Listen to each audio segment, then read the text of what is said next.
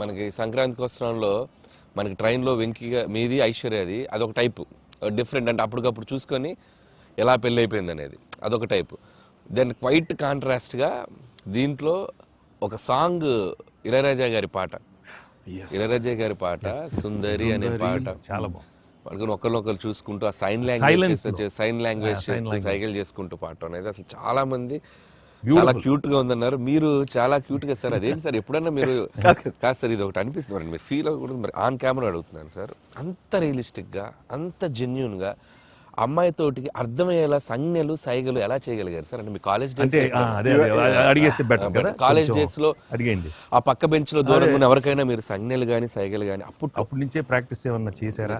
అంటే అంత సరదాగా ఉంది నా చేత ఎన్ని రాబట్టడానికి. అంటే అంత రియలిస్టిక్ వచ్చింది కదా. పసిబిడ్డనాయా నేను, కాలేజ్ అయిందో లేదో వెంటనే చేరాను, వెంటనే తీసుకెళ్లి తాళి కట్టించారా అస్సలు. సార్ మీరు ఎప్పుడైనా ఎవరికైనా సైకిల్ చేశారా సార్? అయ్యో బాగా అయ్యో మొహాలు పెడతాడమ్మా, ఏంటమ్మా ఓ గుర్తించుకుంటున్నావా?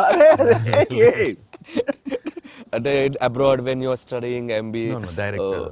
No sir, family man, family man. తన మీద ఎప్పుడు అట్లా లేదు.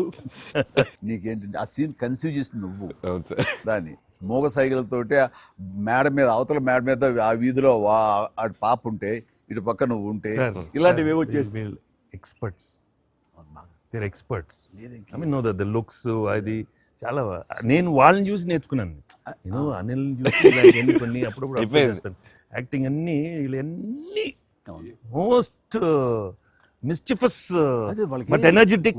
వాళ్ళే మనకి ఎలా యాక్ట్ చేసి చూపిస్తారంటే వాళ్ళు ఎంత నైపుణ్యం సాధించుంటారు, ఎంత ప్రాక్టీస్, అంటే ఎంత రియలిస్టిక్ గా దానిలో దూరిపోయి అవతల వాళ్ళు. సార్ ఈ పండుగ నుంచి నెక్స్ట్ పండుగ వరకు నాకు అయిపోయింది సార్, అయిపోయింది. మంచి మంచి కంటెంట్ సార్.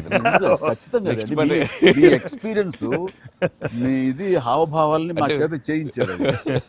అంటే ఉందనుకొని ఫీల్ అయ్యి రాస్తాం సార్. ఉందిలే చెప్పమ్మా. అంటే ఇప్పుడు మనం కెమెరాలు ఆపేశాక మీరు టిఫిన్స్ పెడతారు కదా, అప్పుడు సార్